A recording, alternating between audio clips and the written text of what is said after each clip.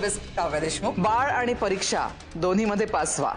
लग्नानंतर होईलच प्रेम मालिकेच्या पुढील भागात आपल्याला बघायला मिळेल की काव्याने ज्यांना आयडल मानलेलं असतं त्या IAS ऑफिसर आता त्यांच्या घरी आलेले असतात. ते काव्याचं अभिनंदन करत आई आणि परीक्षा दोन्हींमध्ये पास व्हा असं म्हणतात, कारण यापुढे IAS तयारीसाठी काव्याला दिल्लीला जावं लागणार आहे.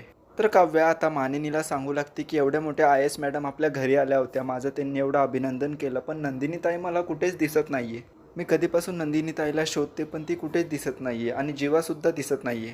तर इकडे शारदा आता नंदिनीला म्हणते की तुझं मिसकॅरेजचं सत्य सगळ्यांना सांगून टाक. तर जीवा म्हणतो की अगदी बरोबर, आजची वेळ एकदम योग्य आहे. जर आज आपण सगळ्यांसमोर हे सत्य सांगितलं तर सगळं कुटुंब काव्याला सांभाळायला तिथे असेल. तर नंदिनी म्हणते की अजिबात नाही, काव्याला याबद्दल काहीही कळायला नको. तर जीवा जरा चिडूनच म्हणतो की नंदिनी हे बघ, आता मी तुझं काही ऐकणार नाही, मी खाली जाऊन सगळ्यांना सत्य सांगेल. आणि जीवा त्याच्या रूममधून आता हॉलमध्ये सगळ्यांना सत्य सांगायला जातो.